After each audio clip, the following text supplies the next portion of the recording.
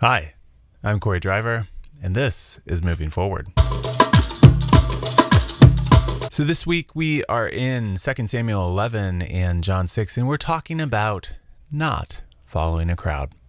Now, I have had the good fortune to have several great bosses in my life. Bishop Suzanne Darcy Dillahunt, Bishop William O. Guffian, and my new boss, Brett Smith, at Miami University. Go Redhawks. And they have a couple things in common. I feel like good bosses are wise and humble enough to know what they are called to do and what they are not called to do, and to know the difference between the two so that they're not running after everything. And good bosses have a vision, whether it comes from God or from wise counselors or from deep within themselves. They have a vision of what they are called to do, and they don't simply bow to the loudest voices or detractors, but they carry out the vision that they have been gifted to do. Obviously, one wants to be responsive to all the needs of neighbors and friends and people. And so we would not want to shout out or shut down any voices. But at the same time, leaders are called to lead. And we have a couple examples in the lectionary text this week about leaders leading and not following a crowd. So we turn to 2 Samuel 11 and we think, oh, another great story about David, except this is not a great story about David. In the time in which kings go off to war, the Israelites' king did not. Instead, he went up to his palace and the roof of the palace, where typically it's gender female coded space a lot of times, rather than male coded space. And he went up there and saw Bathsheba bathing. Not that she was doing anything wrong, but he was doubly out of place, not with his army, and then on the roof where he probably shouldn't have been. And he saw Bathsheba and inquired servants who the woman was, presumably calling the servants up to the roof to say, hey, that naked woman there, who is that?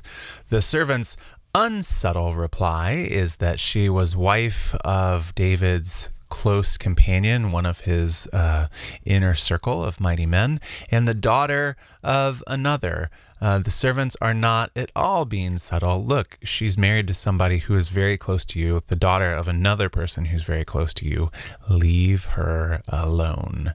And yet King David does not decide to do that. Instead, he has her brought to him. Any question of, hey, do you want to? Hey, are you interested in adultery? Right? That's not brought forward. There's no notion of choice or consent or agency. He has her brought to him and he lays with her. Rape. Not to put too fine a point on it.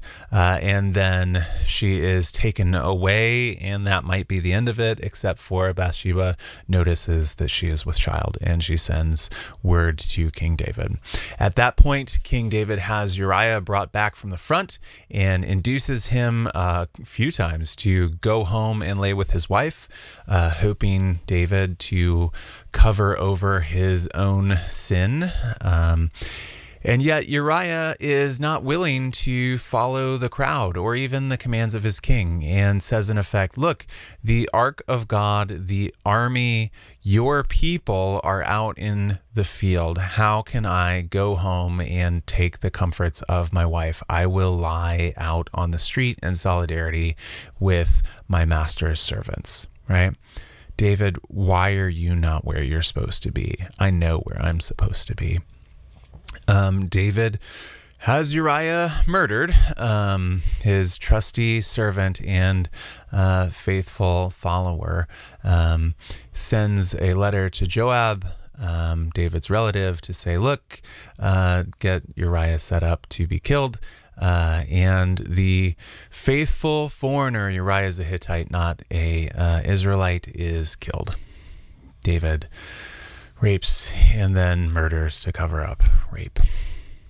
The only leader, the only one who doesn't follow the crowd, who doesn't do what he knows is wrong here, is Uriah the Hittite. Hundreds of years later, Jesus is performing many signs. The Gospel according to John is especially focused on signs.